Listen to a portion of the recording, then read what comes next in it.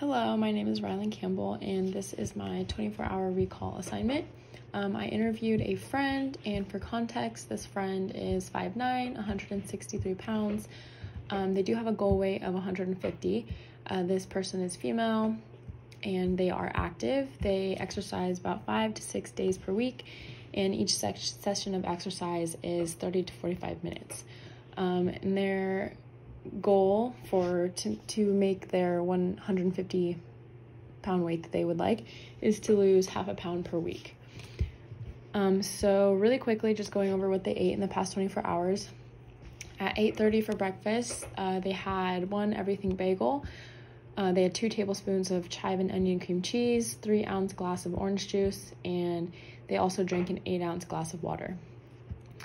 For lunch at 12:30, they had 2 cups of baby spring lettuce mix from Trader Joe's, 1 yellow bell pepper weighing 114 grams, 2 tomatoes from a vine totaling 80 grams, 7 large black olives, 2 tablespoons of Italian dressing, and an 8-ounce glass of water.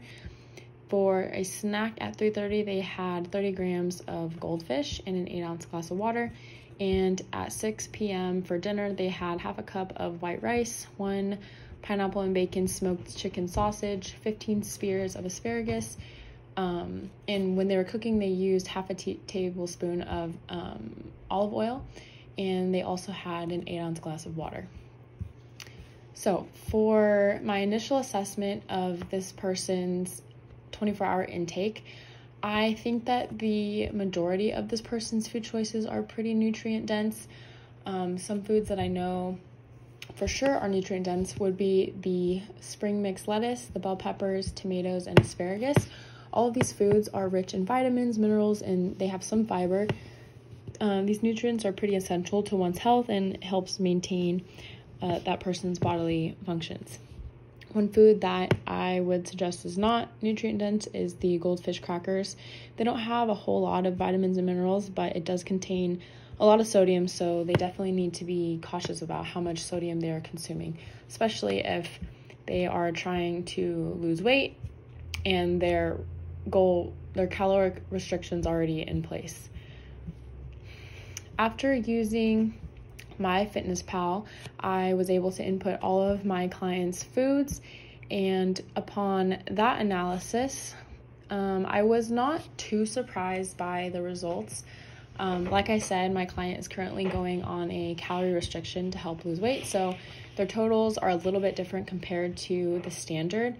But overall, I noticed that my client went a little bit over in carbohydrates and fat, but not by a lot. My client did go over their sodium limit, and I believe that was due to an accumulation from all the foods that were eaten throughout the day. When I was looking at the MyFitnessPal food tracker, when I would click on the sodium intake, it would give certain percentages from breakfast, lunch, dinner, and snacks, and it was all pretty equal. Breakfast and dinner had the most sodium intake. I also noticed that my client did not meet the recommended requirements for potassium, fiber, and calcium. The meal that had the most potassium and calcium, according to the MyFitnessPal tracker, was from lunch when my client ate the salad and vegetables. That makes the most sense because those types of foods do contain a good amount of potassium and calcium. The meal that had the most fiber was pretty even between breakfast and dinner, and for breakfast, like I said earlier, the client ate the everything bagel and cream cheese, and for dinner, they had the chicken sausage, the rice, and the asparagus. I would say that all of the foods were pretty nutrient dense.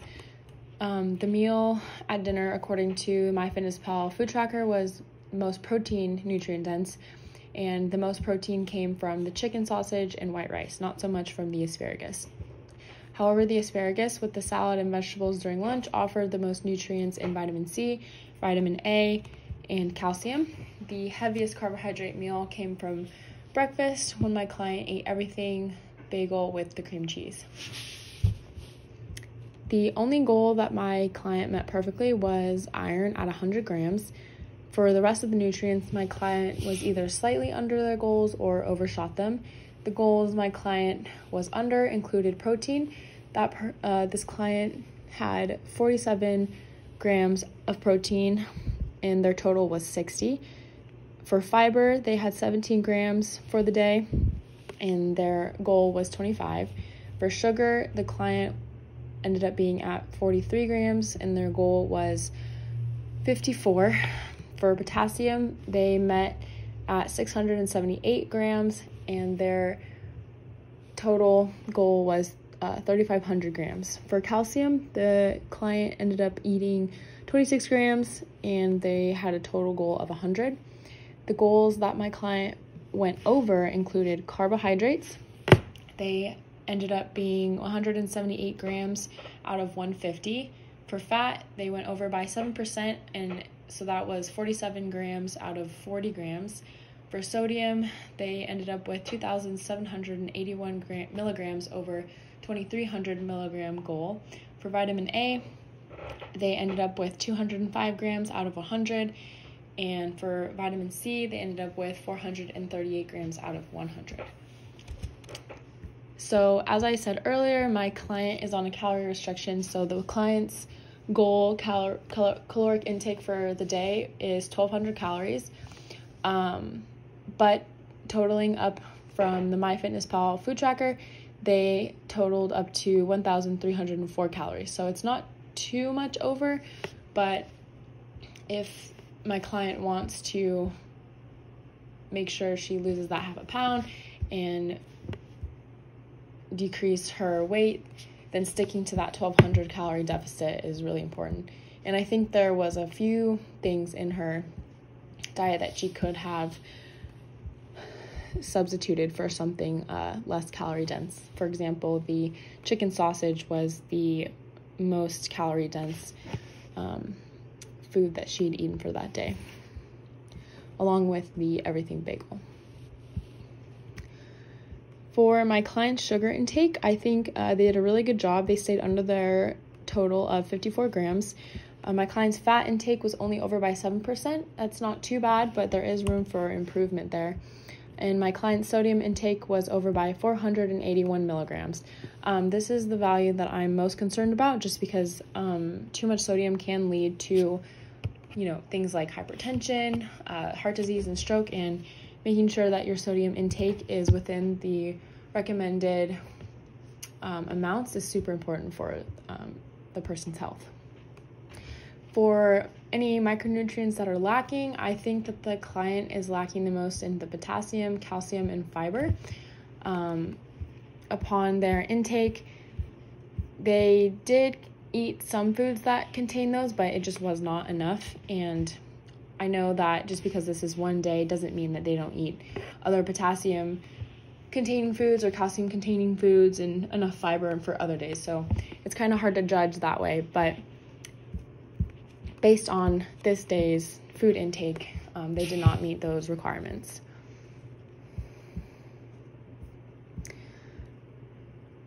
So some recommendations that I have for this client is, one, to increase the calcium intake.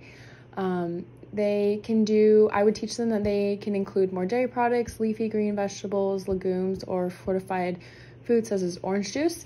They did drink 3 ounces of orange juice, but maybe if they drank the full serving size, which is usually about 8 ounces, that would increase their calcium. They didn't drink any dairy during the day, and I remember this client telling me that they don't really buy dairy, but she does drink oat milk, just not too often. So maybe increasing the oat milk intake too, or even other dairy products such as cheese or eggs. It's really important that they meet the calcium requirements, because calcium plays a role in our bone health, and a deficiency in calcium can reduce bone density and eventually lead to osteoporosis. And I got this information from Grodner from the nutrition textbook of our class. Next, according to the Harvard School of Public Health, I would suggest my client decrease the sodium intake. And according to Harvard School of Public Health, sodium plays a role in the maintenance of blood pressure and volume, transmission of nerve impulses, and fluid balance. But too much sodium can cause sodium-sensitive hypertension and edema. It can also lead to heart disease and stroke, and can cause calcium actually to be pulled from our bones. Processed foods contain a lot of sodium, so making sure to decrease the intake of processed foods and to be very cautious of how much salt you're adding to your food. Foods such as fruits, vegetables, whole grains, nuts, meats, and dairy foods are very low in sodium and should be included more in the diet. The last recommendation I would make is to increase the potassium intake. And according to Doug Dale of the Medline website,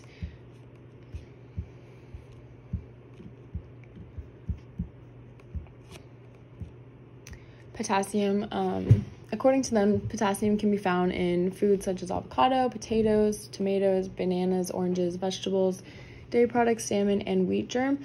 Potassium plays a role in the maintenance of fluid levels inside and helps with normal function of the nerves and heart muscles. And deficiencies in potassium can lead to muscle weakness, confusion, appetite loss, and in very severe cases, people can develop abnormal heart rhythms. And if someone's already struggling with a heart disease, having that abnormal heart rhythm and a deficiency in potassium can be really serious for that person. And that concludes my 24-hour recall assignment.